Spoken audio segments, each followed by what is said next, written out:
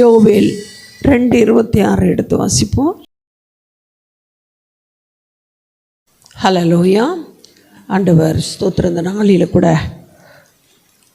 நீங்கள் சம்பூர்ணமாய் சாப்பிட்டு திருப்தி அடைந்து உங்களை அதிசயமாய் நடத்தி வந்த உங்கள் தேவனாகிய கர்த்தருடைய நாமத்தை துதிப்பீர்கள். நாம் வெட்கப்பட்டு போகாமல் இருக்கணும்னா ஆண்டவர் நமக்கு செய்த நன்மைகளை சொல்லி துதிக்கணுமா, மறந்துடாதேன்னு சொல்கிறார். இன்றைக்கி வெட்கப்பட்டு போகிறதுக்கு காரணம் என்னென்னா, சாத்தான் சொல்கிறான், உன் பிள்ளைங்க நீ செய்த நன்மைகளை குறித்து மேன்மை பாராட்டவில்லை, அதை நினைவு கூறவில்லை, ஆகவே தான் இதை வைக்கோன்னு அவன் கை கொட்டி சிரிக்கிறானா. நாம் இந்த நாளில் கூட ஆண்டவரே, நீர் எங்களை எவ்வளவாய் நடத்துகிறீங்க, இவ்வளவாய் நடத்துகிறீங்களே, எவ்வளவாய் இவ்வளவாய் அவ்வளவாய் நடத்த உண்மையுள்ளவராக இருக்கிறீரே. ஸ்தோத்திரம். நம் தேவன் பெரியவர். மனுஷரை காட்டிலும், மருத்துவரை காட்டிலும், மந்திரவாதியை காட்டிலும் என் ஆண்டவர் பெரியவர், வல்லவர், மகிமையானவர். என்னத்தான் செய்யட்டும், நீங்களும் நானும் வெட்கப்பட்டு போவதில்லை. ஹல்லேலூயா. அவர் வெட்கப்பட்ட போல, நம்மை அழைத்தவர் வெட்கப்பட்டு போல 3ஆம் நாள் உயிர்த்தோடு எழுந்தார். நம்முடைய காரியங்களில் உயிர் மீட்சி உண்டு, உயிர்ப்பு உண்டு, உயிர்த்தெழுதலின் ஜீவ பலன் உண்டு. அதை நீங்களும் நானும் இந்த நாளில், இந்த மாதத்தில் அதிகமாக விசுவாசிக்கும்படி கர்த்தர் நம்மை அழைத்திருக்கிறார். நீங்களும் நானும் வெட்கப்பட்டு போகிறதுக்கு நம்மளை அழைக்கவே இல்லை ஆண்டவர். ஹல்லேலூயா. அவர் சொல்கிறாரு, அடுத்த வசனத்தில் சொல்கிறாரு, நான் இஸ்ரவேலின் நடுவிலே இருக்கிறவர் என்றும். இது வரைக்கும் வாங்க கூட ஆண்டவர் இருந்தாரா, பெருசாக சொல்லிக்கிறியே அப்படின்னு சொல்லி இது வரைக்கும் உங்களை கேலி பரியாசம் பண்ணியிருக்கலாம். ஆனால் இந்த மாதத்தில் உங்களோடு என்னோட நம்மோடு இருக்கிறவர் செய்யும் காரியத்தினால் மற்றவர்களை அறிந்து கொள்ளும்படியான காரியங்களை செய்வாராம். அப்போ நாம் வெட்கப்பட்டு போகவில்லை என்பதை அவர்கள் அறிந்து கொள்வார். நாம் கூட அவிசுவாசத்தில் என் கூட ஆண்டவர் இருக்கிறாரா, என்னை நடத்துகிறாரா, என் பிள்ளைகளை நடத்துகிறாரா, ஏன் இந்த சோதனை, ஏன் இந்த வறுமை, ஏன் இந்த வியாக்குலம், ஏன் இந்த தனிமை நாம் நினைக்கிறோம்ல. ஆண்டவர் சொல்கிறார், வெட்கப்பட்டு போகாதபடி இந்த மாதம் உன் கரத்தை பிடித்திருக்கிற நடத்தபடி. ஹல்லேலூயா. ஒருபோதும் நீங்கள் வெட்கப்பட்டு எந்தெந்த கருத்து கடந்த காலத்தில் எதிலெல்லாம் நாம் கூனி குறுகி போனோமோ அதை நினைத்து பார்ப்போம். சொல்லுவாண்டவரை, இந்த மாதத்தில் நடத்த உண்மையுள்ளவராக இருக்கிறேன், வல்லமையுள்ளவராக இருக்கிறேன் நாம் சொல்ல போகிறோம். ஏசாயா 29:20. வெட்கப்பட்டு போன இடத்துல கொடியவனும் சக்கந்தக்காரனும் ரொம்ப விளையாடிட்டானான். ஜீசஸ் ஆண்டவர் சொல்கிறார், நீ வெட்கப்பட்டு போனதுக்கு காரணம் கொடியவன் உன் எதிர்பார்ப்புக்குள், உன் அலைச்சலுக்குள், உன் வேதனைக்குள் அவன் கிரியை செய்து கொண்டிருந்தான். ஆனால் இந்த மாதம் கொடியவன் அற்றுப்போவான், சக்கந்தக்காரன் இல்லாமற் போவான். 22. ஆகியால் ஆபிரகாமை மீட்டுக்கொண்ட கர்த்தர் யாக்கோபின் வம்சத்தை குறித்து, இனி யாக்கோபு வெட்கப்படுவதில்லை, இனி அவன் முகம். ஹல்லேலூயா. யாக்கோபு என்னும் பூச்சியை, இஸ்ரவேல் சிறுக்கூட்டமே, பயப்படாதே, நீ வெட்கப்பட்டு போவதில்லை. முகம் சிறுத்து போகிறதா, காலங்கள் கடந்து போகிறது, காரியங்கள் நிறைவேறவில்லை என்று உன் முகம் கருத்து சிறுத்து மறைக்கப்பட்டு மற்றவருக்கு மத்தியில் நீ மறைக்கப்பட்டு இருக்கிறாயோ, கர்த்தர் இந்த காலையில் சொல்கிறார், உனக்கு எதிராய் வருகிற கொடியவனையும் சக்கந்தக்காரனையும் நான் அழிக்கும்படியாக யுத்தத்தில் வல்லவராய் நான் கடந்து வருகிறேன் என்று. ஹல்லேலூயா. ஸ்தோத்திரம். நேற்று சொன்னார், யுத்தம் செய்வேன், உனக்காக நான் யுத்தம் செய்வேன், உன் பிள்ளைகளுக்காக நான் யுத்தம் செய்வேன், உன் எதிர்பார்ப்பு அலைச்சல்களில் இருக்கிற காரியங்களில் நான் யுத்தத்தை செய்து உனக்கு ஜெயத்தை கட்டளிடுவேன், ரட்சிப்பை கட்டளிடுவேன். ஹல்லேலூயா. நம் ஆண்டவர் நம்மோடு கூட இருக்கிறார். மக்களை கலங்காதிருங்க. ஸ்தோத்திரம். ஹல்லேலூயா. அடுத்தபடியாக ஏசாயா 61:7. இதுவரைக்கும் இல்லாத மகிழ்ச்சி. நம்ம ஆண்டவர் நமக்கு எவ்வளோ அழகாக வார்த்தைகளை சொல்லி கொடுக்குறார் பாருங்களேன். நம்ம சோர்ந்து போன வேளையிலெல்லாம் அவரை நாம் நோக்கி பார்த்தால் அவர் நம்மோடு பேசுவார். அல்லேலூயா. மனுஷட்ட ஏதாவது கிடைக்குமா, ஆறுதல் கிடைக்குமா அப்படின்னு நினைப்போம்ல. ஆறுதலான ஒரு வார்த்தை கிடைக்குமா, ஒரு நன்மை கிடைக்குமா நம்ம நோக்கி பார்ப்போம். ஆனால் ஆண்டவர் சொல்கிறார், என்ன பாரு, என் கரத்தை பாரு, நான் உனக்கு எல்லாவற்றையும் செய்வேன். அல்லேலூயா. நீ வெட்கப்பட்டு போகிறேன்னா உண்மையில் இருக்கிற உனக்குள்ளே இருக்கிற ஆவியானவரை நீ விசுவாசிக்கணும், அவரை நீ கனப்படுத்தணும், அவரோடு உறவாடணும், அவர் சொல்கிறத நீ செய்யணும். ஏசாயா 1 சொல்கிறார், 61 கர்த்தராகிய தேவனுடைய ஆவியான என் மேல் இருக்கிறார். நீ உன்னையே பார்த்துட்ருக்காத, உன் வெட்கத்துக்கு எது காரணம் என்பதை நான் அறிவேன். ஆனால் நீ உனக்குள்ள இருக்கிற என்னை கனப்படுத்தவில்லை, கனவேனப்படுத்துகிறாய். அல்லேலூயா. துக்கப்படுத்துகிறாய், வேதனைப்படுத்துகிறாய். நம்ம சில காரியங்களில் நழுவி போய் மனுஷருக்காக, முகதாட்சணத்துக்காக நம்ம அநேக காரியங்களை செய்து கொண்டு போகும்போது அவர் சொல்கிறாரு, ஸ்தோத்திரம், அந்த வேலைலாம் என்னை ஒதுக்கி விடுகிறாயே, என்னை தள்ளி விடுகிறாயே, நான் உனக்கு செய்த காரியங்களை சொல்லாமல் உலகத்தின் காரியங்களை புகழ்ந்து பேசுகிறாயே என்று ஆண்டவர் துக்கப்படுகிறார். பரிசுத்த ஆவியானவர் ஆள் தத்துவம் உள்ளவர், நம்மோடு இருக்கிறார், நம்முடனே கூட இருக்கிறார் எல்லா வேலைகளிலும். அவர் சொல்கிறார், நீ வெட்கப்பட்டு போகாதபடிக்கு அதற்கு இரட்டத்தினான பலனை நான் கொடுப்பேன். ஆனால் நீ என் சித்தம் செய்வாயா? இப்பொழுது பாடினோம்ல, சுய சித்தம் செய்தால் வெட்கப்பட்டு போவோம், தெய்வீக சித்தம், தெய்வ சித்தம் செய்தால். ஆண்டவர்கிட்ட கேட்கணும், ஆண்டவரே கல்வாரில் இருக்கும்போது சொன்னார்ல, உமக்கு சித்தமானால் இந்த பாத்திரம் என்னை விட்டு நீங்கள் கூடுமாலாம் நீங்கட்டன்னு சொன்னார். நம்ம என்ன அவரோட பெரியவரா? சொல்லுங்கள். நமக்கு வேதனையாக இருக்கலாம், போராட்டமாக இருக்கலாம், அதற்கு பிறகு ஒரு பெரிய உபத்திரப்பட்டது எனக்கு நல்லது, அதனால் உங்களுடைய பிரமாணங்களை. ஆகவே என் உபத்திரவம், பாடுகள், சோதனை குகையிலே உன்னை நான் தெரிந்து கொண்டேன். உபத்திரவத்தின் குகையிலே சோதனை சகிக்கும்போது சோதனையின் மத்தியில் சாதனையை கட்டளையிட நம்மை அழைத்திருக்கிறார் ஆண்டவர். நமக்கு கொடுக்குற ஒவ்வொன்றும் அது பாரமாய், அது வேதனையாய் ஒரு சில வேளையில் நமக்கு தோணும். நம்ம பிள்ளைங்களை கூட நம்ம வளர்க்கும்போது நம்ம என்னை புரிஞ்சிக்கலையே மக்களேன்னு சொல்லுவோம்ல, நம்ம பிள்ளைகளை பார்த்து, நான் உனக்கு எதுக்காக இதெல்லாம் செய்கிறேன், நீ புரிஞ்சிக்கவே இல்லையாப்பான்னு சொல்லுவோம்ல. ஆனால் ஆண்டவர் நம்மை பார்த்து சொல்கிறேன், நான் உனக்கு எவ்வளோ செய்கிறேன், ஆனால் ஒரு சில வேளையில் நான் கைவிட்டது போல் இருக்கும், நித்திய கிருபை உனக்கு காத்து கொண்டிருக்கிறது. அல்லேலூயா. இப்பொழுது கைவிடுவேன், ஏன்னா அந்த பாடத்தை நீ கற்றுக்கொள்ளணும், அந்த சோதனையில் வேதனையில் நீ உள்ளே போய் வெளியே வந்தால் தான் நல்லதுன்னு சொல்கிறார். நீ வெட்கப்பட்ட அந்த நிலையில் நினைக்கிற, என் ஆண்டவர் விட்டுட்டார கை இல்லை, உனக்கு ரெட்டிப்பான நன்மையை தரும்படியாய் உன்னை நடத்துகிற தேவன் நான். அல்லேலூயா. அமர்ந்த தண்ணீரில் உன்னை கொண்டு போய் நடத்த, இந்த போராட்டமான, குமுறலான, வேதனையான, இடுக்கமான, நிந்தனையான, அவமானமான அந்த பாதையில் நீ நடக்கும் பொழுது நான் உன்னோடு இருந்து உன்னை இரட்டிப்பாய் கலிகூற பண்ண நடத்துவேன், கைவிடவே மாட்டேன். ஹல்லேலூயா. எனக்கும் சொல்கிறார், நமக்கும் சொல்கிறார். எவ்வளோ நல்ல ஆண்டவர். அந்த பாதத்தில் சந்தோஷத்தை கொடுக்குறாராம். அது மட்டும் இல்லை, ரெட்டிப்பான சுதந்திரத்தை கொடுக்க போகிறாராம். அல்லேலூயா. ரெட்டிப்பான சுதந்திரம், ஆத்துமக்களின் ஆதாயம், வரங்களின் வல்லமை, கிருபையின் பெருக்கம், மகிமையின் பிரசன்னம், இவைகளை ஆண்டு அந்த மாதத்தில் நமக்கு கொடுக்க போகிறார். நித்திய மகிழ்ச்சி. அதே 60:20 சொல்கிறாரு, நான் நித்திய கிருபை. அல்லேலூயா. பாருங்கள், இல்லை நீ வெட்கப்பட்டு போவதில்லை, நான் நித்தியமான. ஆனால் சிற்சில வேளையில் வருகிற உன்னை புடமிட்டு பொன்னாக்க, பூரணப்படுத்த, நீ மற்றவர்களுக்கு ஆசீர்வாத ஊற்றாய் மாற உன்னை நான் அந்த பாதையில் நடத்துகிறேன். நீ என்னை கைவிட்டீரோ என்று சொல்லாத மகளே, நீ ரட்சிக்கப்பட்ட மதில் எனக்கு முன்பாக இருக்கிறது, ஒன்று நான் உள்ளங்கையில் வரைஞ்சிருக்கிறேன்ல. ஹல்லேலூயா. ஆண்டவர் எவ்வளோ நல்லவராகவே நாம் வெட்கப்பட்டு போக அவர் விடவே மாட்டார். அதுக்கு தான் சொல்கிறாரு ஏசாயா 49:23, நீ இதெல்லாம் செய்யணும்னு சொல்கிறார் மக்களை. ராஜாக்கள் வளர்க்கும் தந்தை, ராஜா தந்தை ஆகிடுவாராம் நம்மளுக்கு. ஆஹா, ராஜாக்கள் மூலமாக நாம் வளர்க்கப்படுவோமா?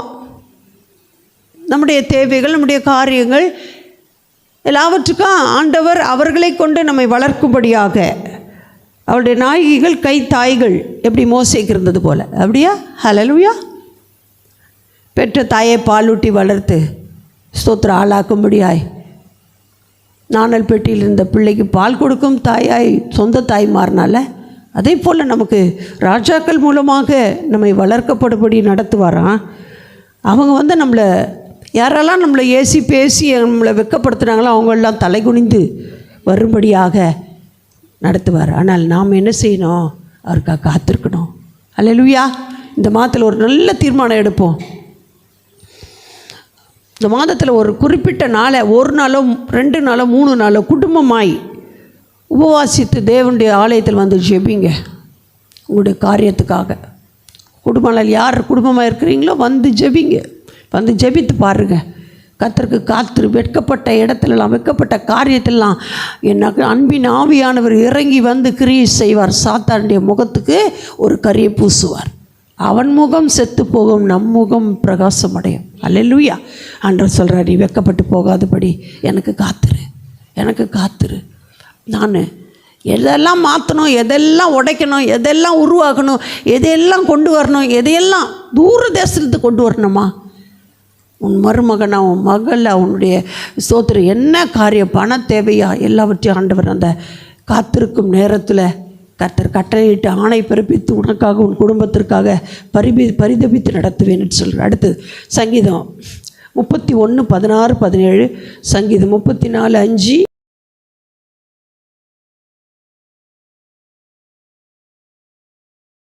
இப்போ இது சங்கீதக்காரன் தாவீது என்ன பண்ணுறான்? ராகவ தலைவனுக்கு ஒப்பிக்கப்பட்ட தாவீதின் சங்கீதத்தை நாம் சங்கீதக்காரன் இப்படியாக ஜெபித்தார்.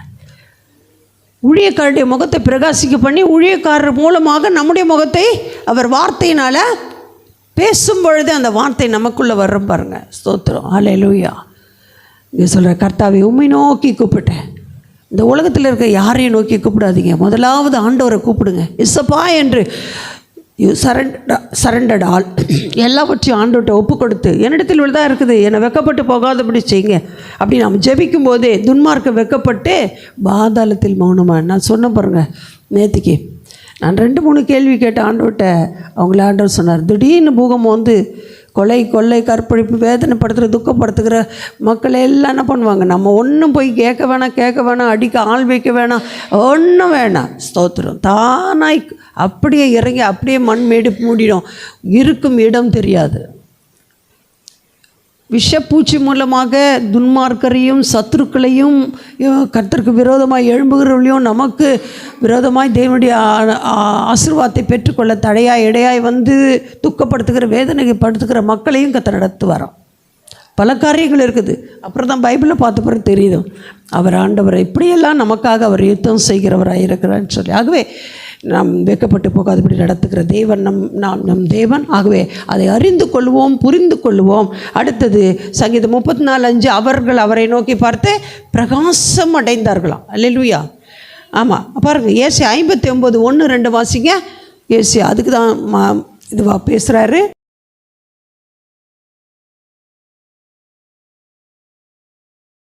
அந்த முகத்தை மறைக்கிற காரியங்கள் எதுவாக இருந்தாலும், அன்னைக்கு ஆதாம் ஏவாள் ஒளிந்து கொண்டார்கள்.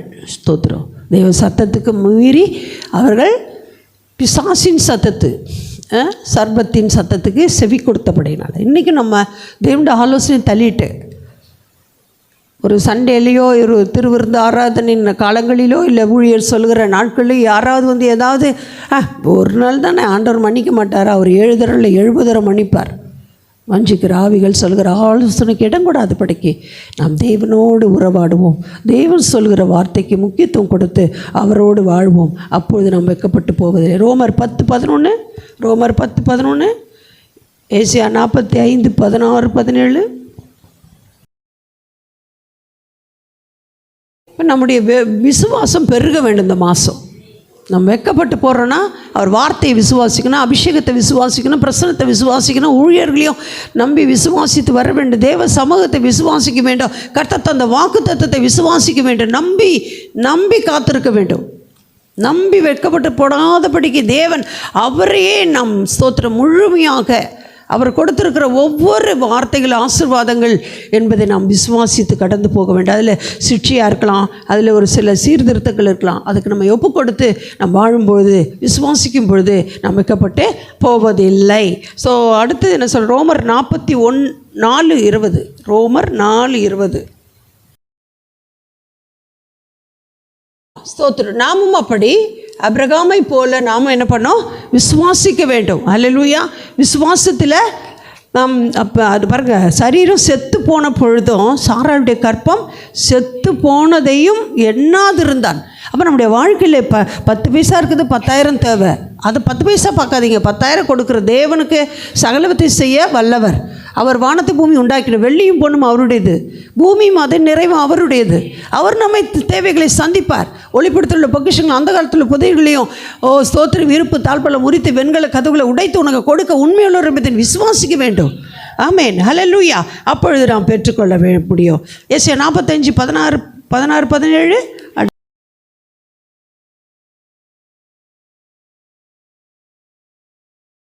யாரெல்லாம் வெட்கப்பட்டு போவாங்க? நம்ம அதிகமாக விக்கிரகமாக தோன்றுகிற யாவற்றையும் எங்கள் இடத்துல அப்பப்போ முந்தியெல்லாம் பாருங்கள், இப்படி புத்தி போட்டுக்குவோம்ல. ஸ்தோத்திரம். ஐயோ தெய்வம் நிற்குது, தெய்வம் அந்த சந்தில் நிற்குது, உட்கார்ந்துருக்குது, கட்டி வச்சுருப்பாங்க, அதெல்லாம் பார்த்துல. ஆனால் எதையும் பார்த்து நாம் நமஸ்கரிக்கக்கூடாது. அதனால தான் இங்கே பார்க்குறோம். ஸ்தோத்திரம். சங்கீதம் 16:4 வாசிப்போம். சங்கீதம் 16:4. வெட்கப்பட்டு போகிறோன்னா காரணம் வேதனை அதிகமாக இருந்தனால தான் வெட்கப்படுறோம். சூழ்நிலை வெட்கப்படுகிறது. ஏன் அங்கே? ஆனால் தானியேலும் சாத்ராக் மேஷக் ஆபேத்நேகோவும் அவரை நோக்கி பார்த்து உயர்த்தப்பட்டார்கள். அவரால் அந்த ராஜா அந்த தானியேலால் ஸ்தோத்திரம் என்ன பண்ணப்பட்டது? அந்த ராஜாங்கத்தில் தேவன் உயர்த்தப்பட்டார். அல்லேலூயா. ஆகவே நாம் அவரை மாத்திரம் தெய்வமாய் கொள்ள வேண்டும். விக்கிரகம் நமக்கு கர்த்தருடைய காரியத்துக்கு ஊழியத்திற்கு கொடுப்பதற்கு முன்னாக யார் நின்றாலும் அவர்கள் விக்கிரகம். அந்த விக்கிரகத்தை நாம் மறித்து ஆண்டவர் தான் எனக்கு ஸ்தோத்திரம் தெய்வம் என்று எண்ணி அவருக்காக செயல்படுவோம். நம்மை கர்த்தர் ஆசீர்வதிப்பார். எபேசியர் 4:30. வெட்கப்பட்டு போவனா நமக்கு பெற்ற ஆவியை துக்கப்படுத்த, ஆவியானவரால் நம் ஊழியம் செய்யணும், ஆண்டவரை உயர்த்தி கனப்படுத்தணும். ஏசாயா 61:1 பெற்ற அபிஷேகத்திற்கு ஏற்ற செய்கைகள் நம்ம இடத்துல காணப்பட்டால், அண்டசுர ஊரார் பிள்ளையை ஊட்டி வளர்த்தா தாம்பிள்ளை தான பலம். நீ எதை விதைக்கிறாயோ அதை அறுப்பாய். ஊழியத்தை செய். நான் கொடுத்த அபிஷேகத்தை கொண்டு ஊழியத்தை செய். கடைசி நாள் மாம்சமான யாவர் மேலே ஆவியை ஊற்றுவேன் சொன்னாரே. அவர் வாலிபர் தீர்க்க தரிசனம் சொல்லுவார்கள். ஸ்தோத்திரம். மூப்பர்கள் தீர்க்க தரிசனம், ஊழியக்காரர்கள் தீர்க்க தரிசனம் சொல்வார்கள். வாலிபர்கள் தரிசனம் காண்பார்கள், சபையார்கள் வரங்களை பெறுவார்கள்னு சொன்னாரே. அந்த ஆவியின் அபிஷேகத்துக்காக காத்திருந்து அதை அவரை பெற்றுக்கொண்டு இந்த உலகத்திற்காக, உலக ஜனங்களை மீட்புக்காக பாரத்தை ஏற்றுக்கொண்டவர்களாகிய பாரத்தை ஏற்றுக்கொண்டு நமக்கு விடுதலையை தந்த ஆண்டவராக இயேசு கிறிஸ்துவின் சித்தம் மற்றவர்களுக்காக நாம் பரிதபிக்கிறவர்களாய் மாற வேண்டும். சங்கீதம் 25:2. பார்த்தீங்களா, நமக்கு துரோகம் செய்கிறவங்க, தீம்பு செய்கிறவங்க வெட்கப்பட்டு போகும்படி செய்வாங்க. ஆனால் நாம் கர்த்தரை நோக்கி பார்த்து கூக்குரல் இடும்போது கர்த்தர் நம்மை விடுவிப்பார். 70 சங்கீதம் 70. அப்போ நம்ம என்ன செய்யணும்? வெட்கப்பட்டு போகக்கூடாதுன்னா ஃபுல்லி நம்பிக்கை, நம்முடைய ஃபெய்த் ஃபுல்லாக ஆண்டவர் மேலே இருக்கணும். எல்லா காரியத்திலும் ஒன்றுமே இருக்காது. நீ நம்பி ஸ்தோத்திரம் பண்ணுங்க, உங்கள் கரத்துக்கு வந்து கிடைக்கும். நீங்கள் காண்பீங்க, பெற்றுக்கொள்வீங்க, அணைத்துக் கொள்வீங்க. 3 வாசிங்க. 2, 3.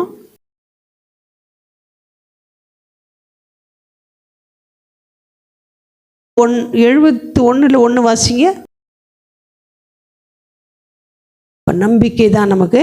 அப்புறம் அதில் 13 71:13.